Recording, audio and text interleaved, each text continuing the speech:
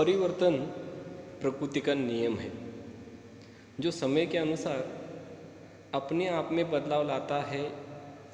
वही जीवन में लंबे समय तक टिका रहता है। छात्रों, अब तक हमने कक्षाओं में अध्ययन तथा अध्यापन कार्य किया है, किंतु अब समय आ गया है कि हम घर में बैठकर ही नई तकनीकी की मदद से अध्ययन करें।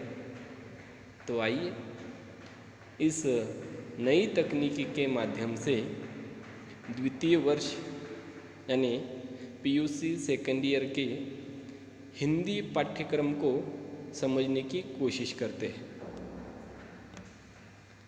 छात्रों, द्वितीय वर्ष हिंदी की किताब जिसका नाम है साहित्य गौरव, इस किताब में हिंदी पाठ्यक्रम को 3 भागों में विभाजित किया गया है।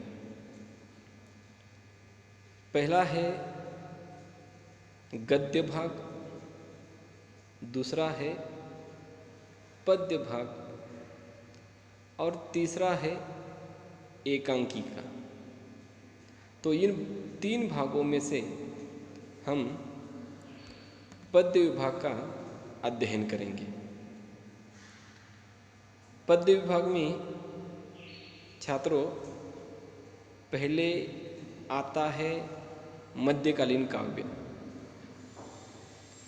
भारत की धरती साधु संतों की धरती है।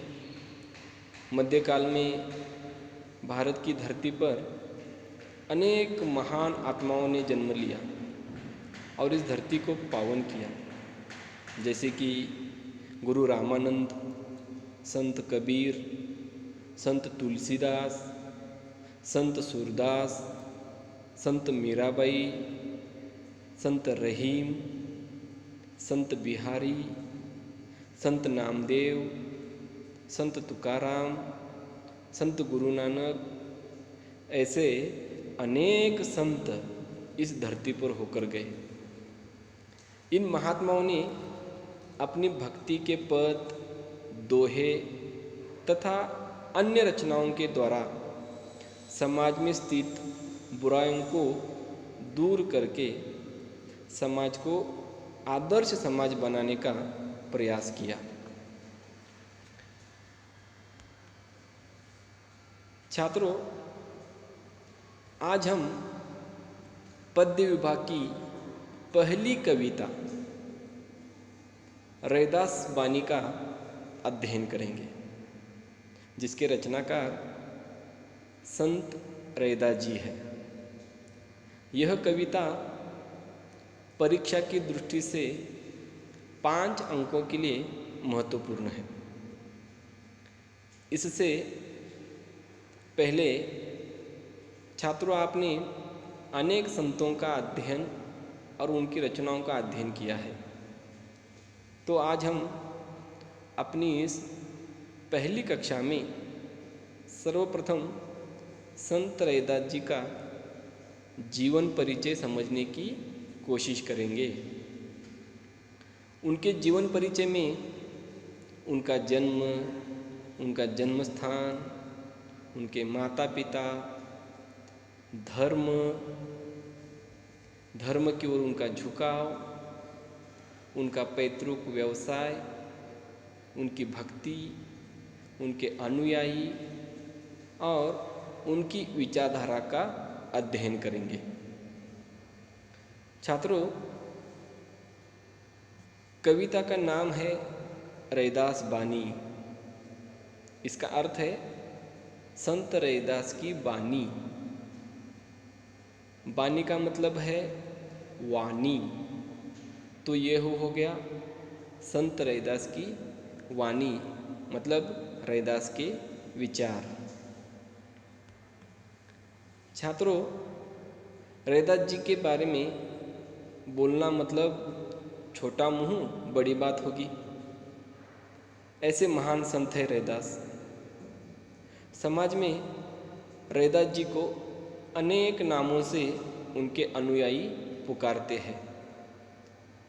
संत रैदास, संत रविदास, संत रोहिदास, यह सभी उन्हीं के नाम हैं जो उनके भक्त उनकी भक्ति करते हुए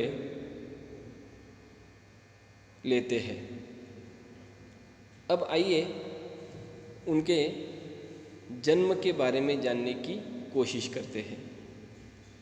प्राचीन ग्रंथों के अध्ययन से यह पता चलता है कि संत रैदास जी का जन्म सन 1388 में हुआ, पर कुछ ग्रंथों में उनका जन्म सन 1398 में हुआ ऐसा बताया गया है। छात्रों, आप भली भांति जानते हैं कि मध्यकालीन संतों की जन्म तिथि के बारे में विचारवंतों में एक वाक्यता नहीं मिलती। इससे पहले अध्ययन में हमने यह बात देखी है।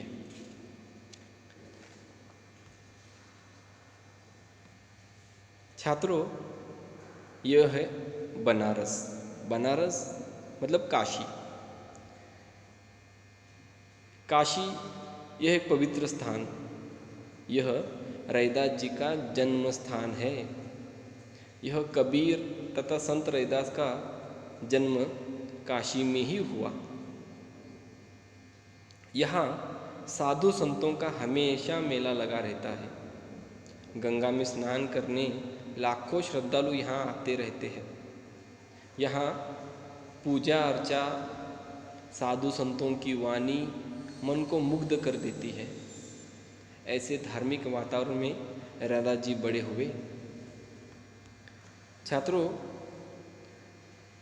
धार्मिक ग्रंथों में रैदास जी की माता तथा पिता की जानकारी मिलती है। उनकी माता का नाम कलसा देवी तथा पिता संतोष दास थे। संत रैदास चमार जाति के थे। चमार जाति समाज में निम्न जाति के रूप में मानी जाती है। चमड़े के जूते बनाना उनका पैतृक व्यवसाय था। पैतृक मतलब उनके पिता का व्यवसाय था, जो वही आगे वही करते थे। वह अपना जूते बनाने का काम करते करते भगवान की आराधना करते थे। काशी में साधु संतों की कोई कमी नहीं थी। अनेक साधु संत जूता बनवाने के लिए उनके पास आते थे। संतों के प्रति रैदास के मन में अपार श्रद्धा थी। वह उनकी पवित्र मन से सेवा करते थे। रैदास बड़े ही उदार मन के थे। वह साधुओं को मुफ्त में जूता बनाकर देते थे। उनके इस स्वभाव के कारण उनके पिताजी हमेशा नाराज होते थे। एक दिन गुस्सा होकर रैदास जी के पिता ने रैदास जी को पत्नी सह घर से बाहर निकाला। फिर रैदास जी ने वही पड़ोस में जगह लेकर अपना नया घर बनाया और पत्नी के साथ गृहस्थी जमा ली।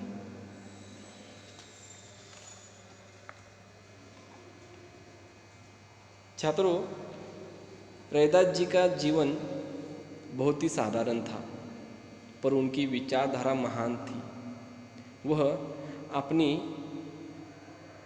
भक्ति के कारण लोगों में याद किए जाते हैं। वह आचरण में संत और साधना में भक्त थे। रैदास जी ने प्रभु श्री राम की अनन्य भक्ति की है। उनकी भक्ति सरल तथा सहज है। संत रैदास की वाणी में मानव प्रेम तथा समाज का हित बना रहता था।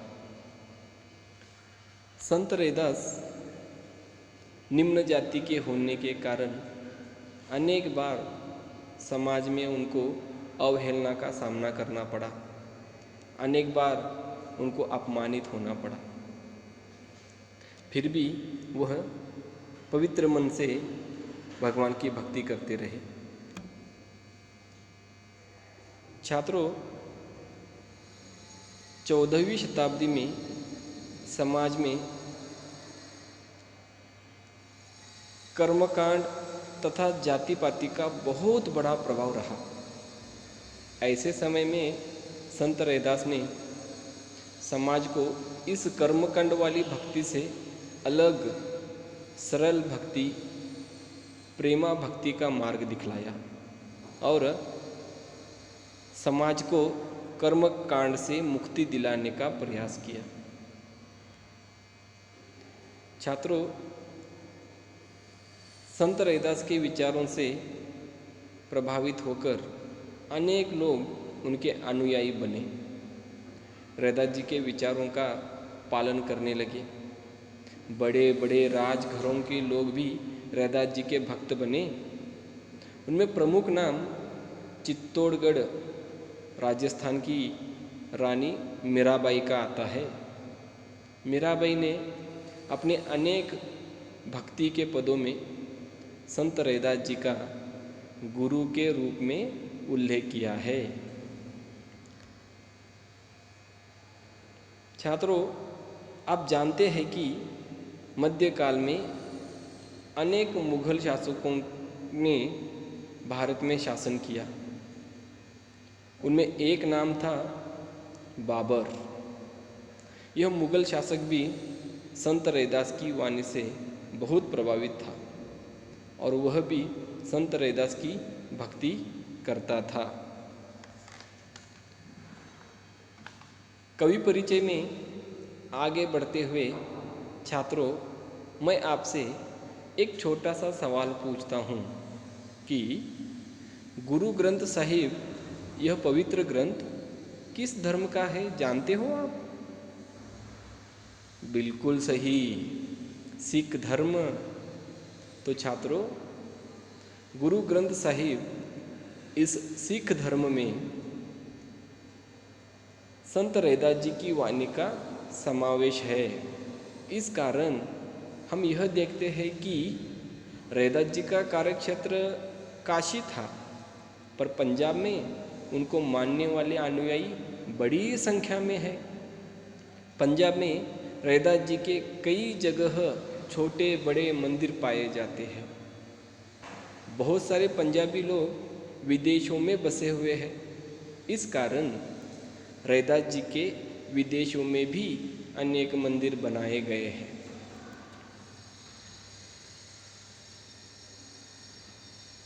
मन चंगा तो कटौती में गंगा। रैदास जी की यह कहावत हिंदी साहित्य में बहुत ही प्रसिद्ध है। यह कहावत सरल भक्ति का प्रतीक मानी जाती है। इसके पीछे समाज में दो तीन लोक कथाएं सुनाई जाती है कि ये कहावत कैसे प्रचलित हुई। उनमें से एक लोक कथा ऐसी है कि एक समय संत रैदास अपने जूते बनाने के काम में मग्न थे। उसी समय कोई पर्व यानी त्योहार चल रहा था। पर्व के कारण लोग गंगा स्नान करने जा रहे थे। उनके एक शिष्य ने संत रैदास जी से भी गंगा स्नान करने चलने के लिए आग्रह किया। तब रैदास जी ने अपने शिष्य से कहा कि गंगा में स्नान करने के लिए मुझे अवश्य चलना है, लेकिन मुझे आज एक व्यक्ति को जूते बनाकर देना है। मैंने उनसे आज ही जूते देने का वचन दिया है। यदि मैंने आज जूते बनाकर नहीं दिए तो मेरा वचन भंग हो जाएगा। अगर मैं गंगा स्नान के लिए गया तो भी मेरा मन यही लगा रहेगा, तो मुझे पुण्य कैसे मिलेगा? गंगा स्नान का क्या है, मन चंगा तो कटौती में गंगा।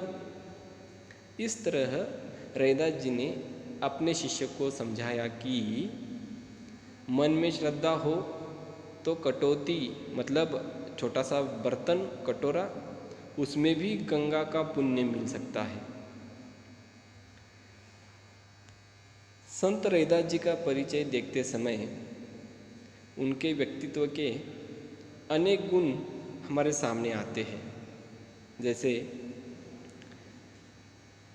भगवान के प्रति अनन्य श्रद्धा, साधा आचरण, श्रद्धा से युक्त वाणी, अपने काम के प्रति ईमानदार, जाति पाति ऊंच नीच इस भेदभाव का विरोध, समय के पालक, भगवान की सरल भक्ति, मानव समता के प्रेरक आदि कई गुण उनके अंदर देखने को मिलते हैं। छात्रों, संत रैदास जी ने अपने जीवन से यह साबित कर दिया है कि इंसान जन्म से और व्यवसाय के कारण बड़ा नहीं बनता, बल्कि अपने विचारों के कारण ही वह समाज में महान बनता है, प्रतिष्ठा पाता है। तो छात्रों, आज की इस क्लास में हमने रैदास बानी इस कविता की शुरुआत की और इस कविता के रचनाकार संत रैदास जी का जीवन परिचय देखा। उनका जन्म, उनके माता पिता, काशी से उनका संबंध, उनके भक्ति के विचार, उनके अनुयायी, उनके व्यक्तित्व के गुण, इन सभी के द्वारा हमने रैदास जी को जानने की कोशिश की। तो छात्रों, आज हम यही रुकते हुए कहते हैं कि संत रैदास जी के पदों का अध्ययन हम अगले कक्षा में करेंगे। आप सभी का बहुत बहुत धन्यवाद।